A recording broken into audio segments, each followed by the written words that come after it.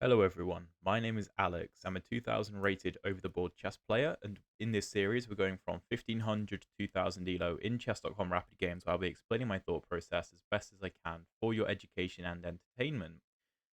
Today we have the modern defense with g6 against e4, and I have a few recent videos in this exact opening where I basically recommend to not play d4 and to instead play a Vienna setup, which is what I normally play. Now, theoretically, you should play d4 if your opponent allows you. I mean, in theory, you should play e4, d4, and c4 if your opponent lets you. However, my opponent will know that theory, and I know my opponent will know that theory. So I would much rather play something different, right, and go d3 instead of d4, and make it so that my d4 pawn doesn't act as a hook for pawn breaks in the center. So my opponent plays e5, and this is essentially transposed into a Vienna, right? So a normal Vienna with like e4, e5, knight c3, except my opponent has played d6 and then g6, bishop g7, which normally you wouldn't play against the Vienna, right? So through not playing the main lines and through insisting on this setup that I want to play, I know that technically playing a Vienna setup against the modern defense is not like amazing. We're still going to be slightly better at all times because we have more space, but I'm getting what I want and I'm getting positions that I know. So let's continue. The main things we should be considering right now is either pawn to f4, right, asking this pawn what it's doing, preparing knight to f3 behind the f pawn, or to play h4 and attempt to play h5, right? To me, h4 seems slightly wrong because either my opponent can just play pawn h5 and get control over the g4 square, or on h4, he can probably just play knight to f6, stopping me from going h5. And I don't think bishop g5 pins are that effective, to be honest. I mean, maybe h4, knight f6, bishop g5. Maybe if we get knight to d5 in, it would work. Except, I don't think we can really stop my opponent from just playing h6. And then we're going to have to trade off my dark squared bishop, which, I don't know. Bishop takes, knight d5, bishop g7. We kind of don't have anything there. So I'm far more inclined to play the move f4 instead and prepare knight to f3 and just apply pressure to the center. And by approaching the opening in this manner, again, I'm not going to say that we're completely winning or anything. I feel incredibly comfortable with the position because if you've watched any of my previous videos, or maybe you play the Vienna yourself, whether because you play the Vienna or because you've been inspired by me playing the Vienna, this kind of position is going to look incredibly familiar, except as a bishop on g7, which, is that really that good? I don't know. I don't think so. So let's continue with knight to f3, apply a bit more pressure. Of course, if my opponent takes, we'll just take back. And, we still have ideas of h4, h5 in the future. And there are ways that my opponent can set up potential traps against himself with bishop g4 sorts of moves.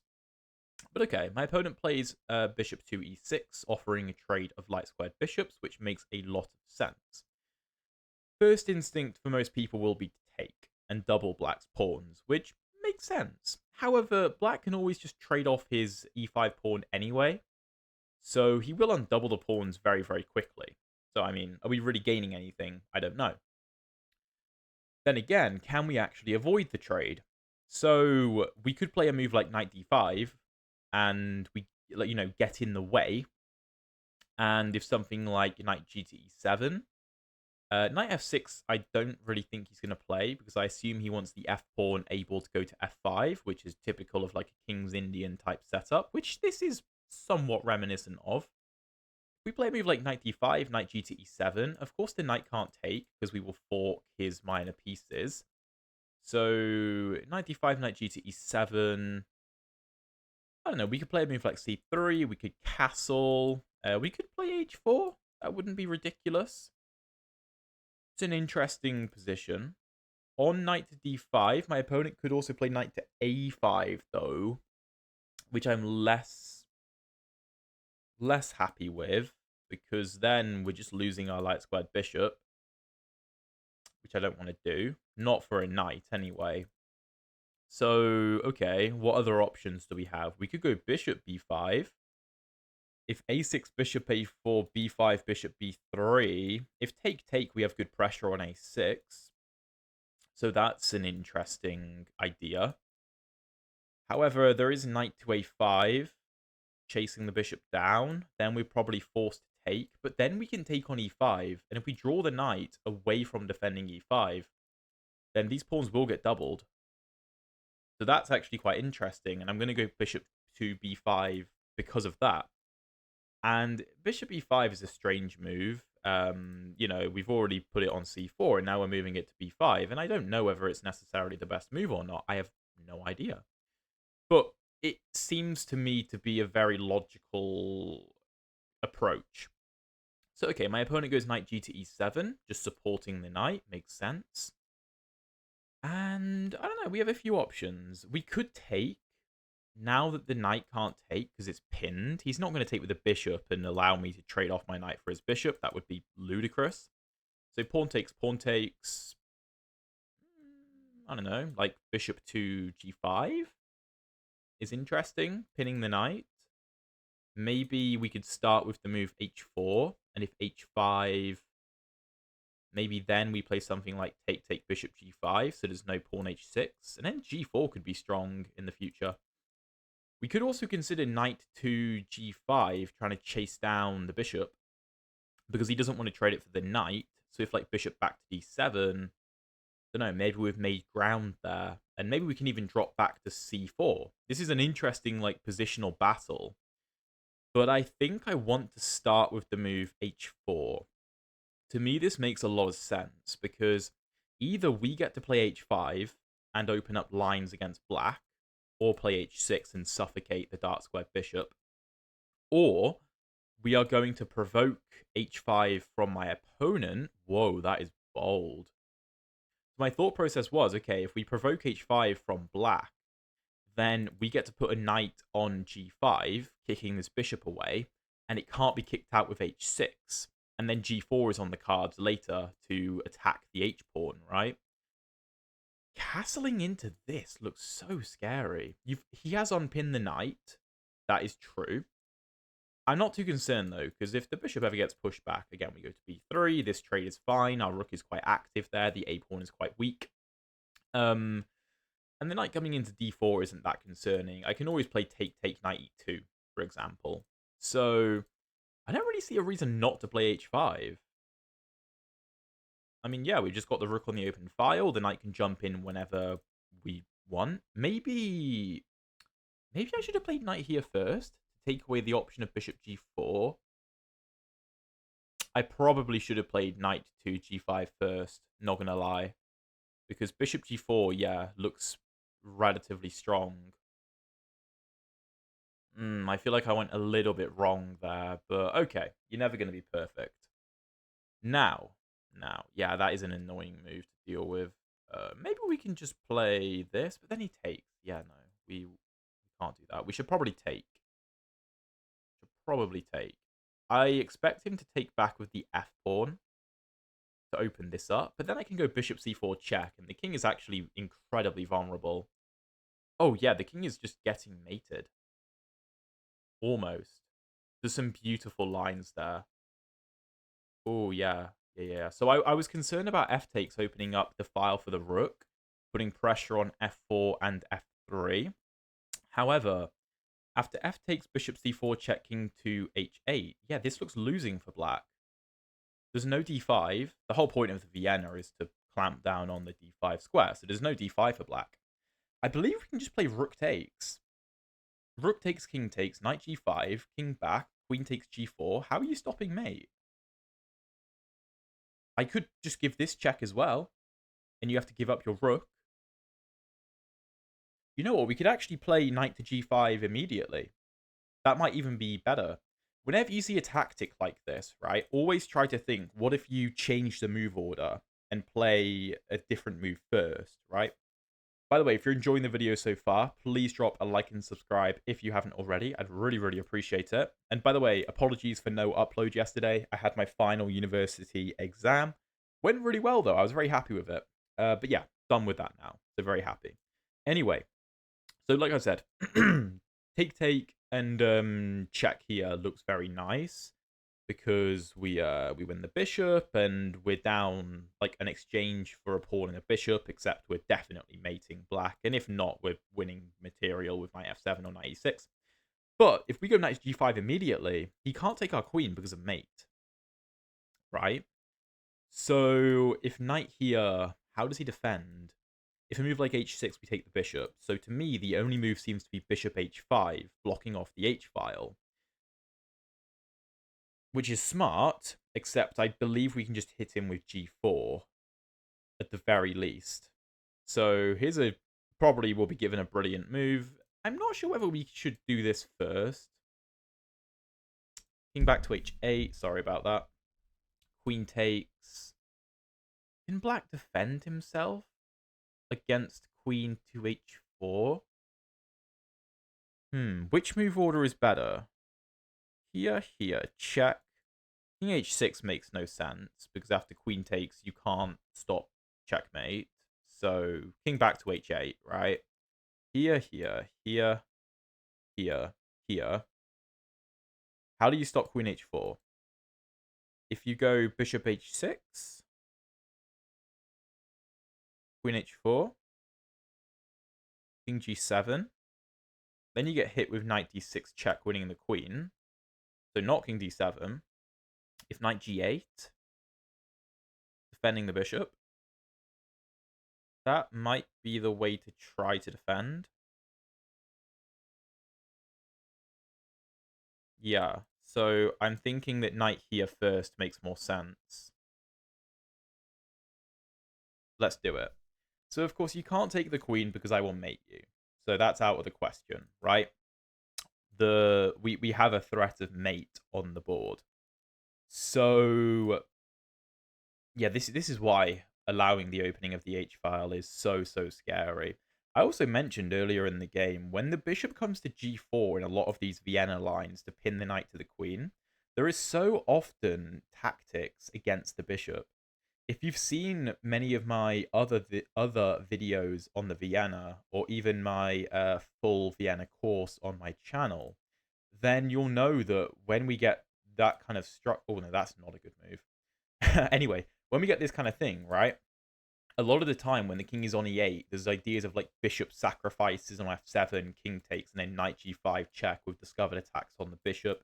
And then we like win a pawn or two in some cases, and it's all very good, and the black king can't castle. Here, it is kind of similar because we're using the strength of this bishop and the fact that this bishop is actually vulnerable.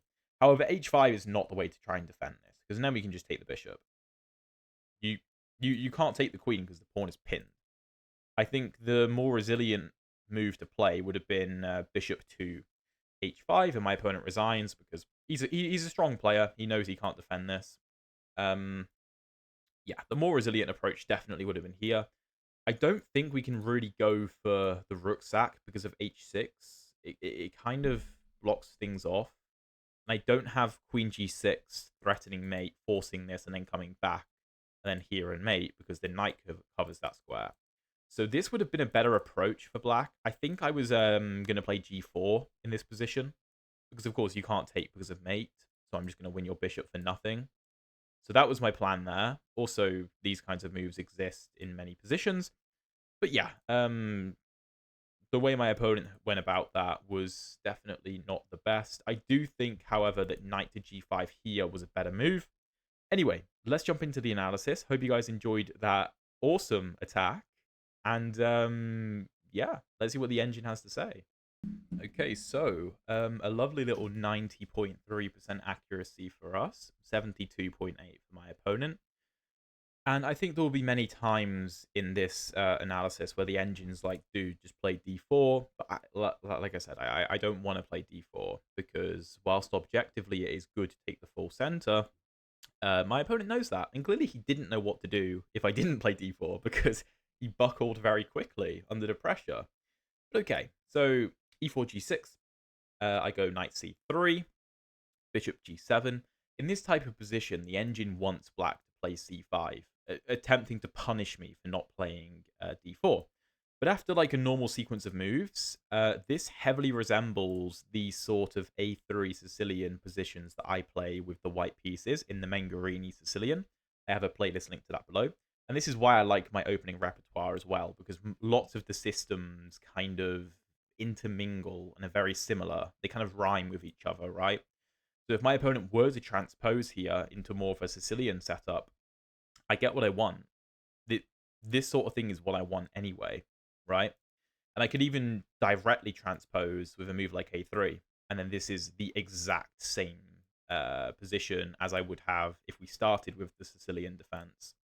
But okay, my opponent goes bishop g7, I go bishop c4. Again, the computer wants c5, my opponent goes d6, because this is more of a King's Indian type setup. d3, the engine hates it, because again, it thinks c5 is very strong. Objectively, sure, but my opponent isn't a Sicilian player, obviously, because he didn't start with the Sicilian. So e5, which is the more King's Indian way to approach the position. You can see that the engine doesn't particularly like that, because it blocks off his own bishop. And we continue with f4, which is the best move. Now, I rejected the move h4, which is what I kind of wanted to play. I didn't like it because of knight f6, bishop g5, and the engine agrees this isn't that good. I can play knight d5, the queen can go back, and my knight's going to get kicked out anyway. What the engine thinks is not bishop g5, but it wants h5. I thought the knight could just take. Apparently, this is one of those situations where we can sack the exchange with pressure here. So if black plays a move like queen e7 or queen f6, he gets hit with knight to d5, and there's too many things to try and defend. So the only move is queen d7, blocking his own bishop, and then the engine just says knight f3, knight g5, or knight h4, knight f5. Wow. Okay. So if black plays a move like knight c6, also bishop h6. Damn, yeah, I mean, all of our pieces are out, and black is... He can't castle either way. So, anyway, the reason I rejected h4 is because I thought, well, if knight to f6, I don't have h5, so I'm going to have to go bishop g5, which is not a good move. So I was kind of right in my reasoning, kind of wrong, but, I mean, this is why we analyze games. So, anyway, what happened in the game was f4, which is the best move regardless. Knight c6, knight f3. Again, this is just normal Vienna type development. Bishop e6 I thought was a strong move, and the computer doesn't like bishop e5. It wants to take, and then take, and then castle. Huh. I suppose if we have this, then the position makes a lot of sense to me. We have very good pressure. Computer wants to play like this, sacrificing the pawn to win the b7 pawn. Interesting. But even if we don't do that and play something like this, we have immense pressure on the black position, although it does really want e5, and it thinks that's the only way to push for an advantage. So with that in mind, I'm not sure I would find e5 in some of these positions. So I do like my move bishop e5, to be honest. And my opponent plays the only good move, knight to e7, which is, I mean, what we were all expecting. And then here we go h4, which the computer doesn't like. It wants to take, which I considered. And then it was knight g5, which I considered. I thought bishop d7 was good. No, apparently not. Castles, castles. Whoa. And, what? Not bishop c4, because bishop e8, but take bishop c4, bishop e6, queen f3. Well, then we win the bishop, sure. So what if king e8? Well, he has to sack a piece anyway to stop this. Huh. That's pretty cool. That's pretty cool. I went h4. My opponent castled, which I thought was incredibly bold. And here, I thought that knight to g5 was the way to go. Because after a move like bishop d7, we have h5. And as the engine quite rightly says, we're doing incredibly well here. The issue is, however, that black doesn't have to retreat the bishop. He can take on f4. And as I said, taking on e6 isn't that big a deal because we're not actually doubling black's e-pawns because he can always take on f4 to undouble them. And that's basically what the engine's getting at here. And it also wants knight d4, hitting the bishop.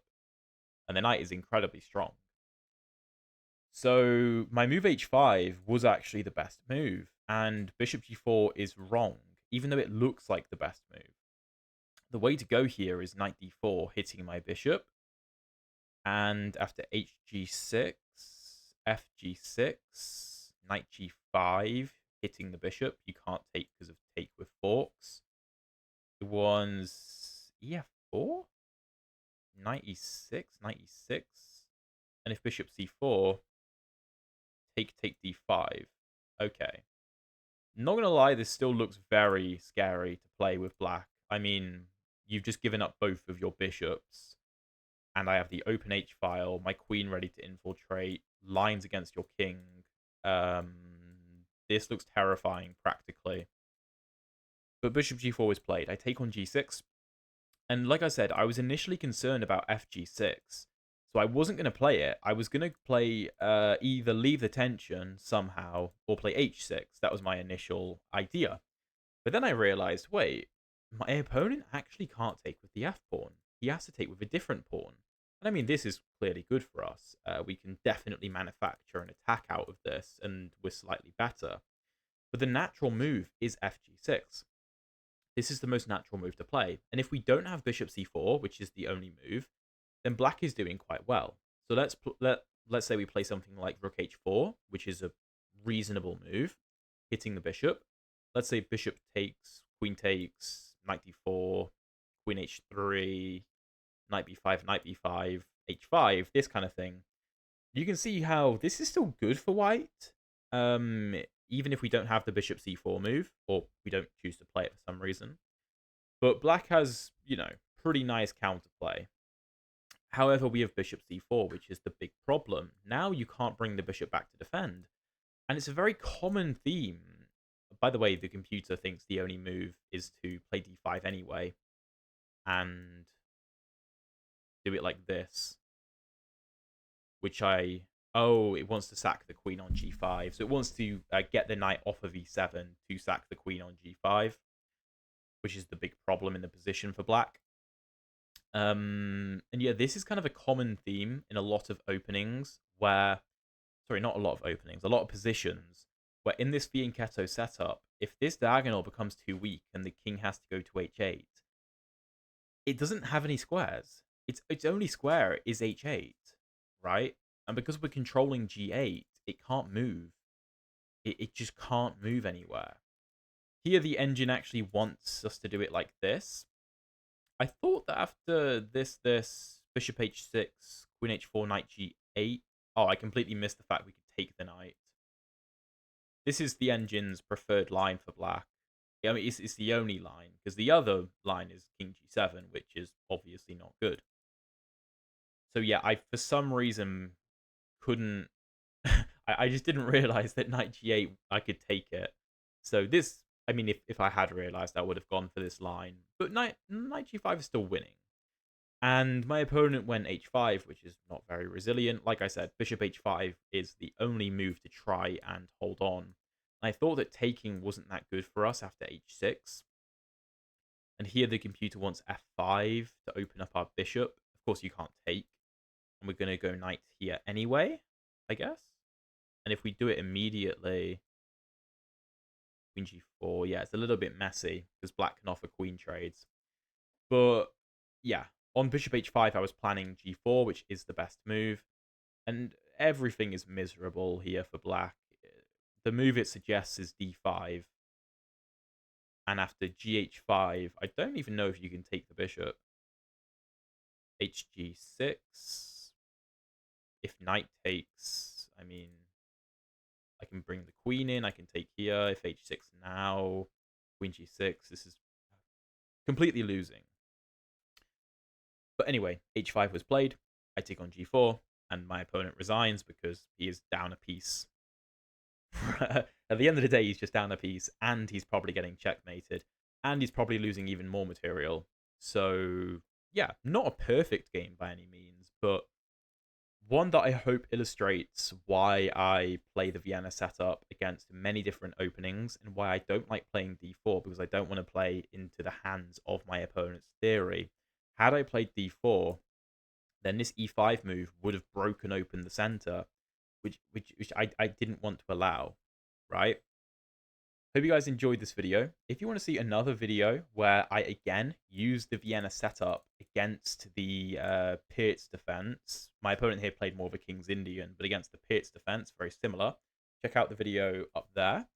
Should be really interesting.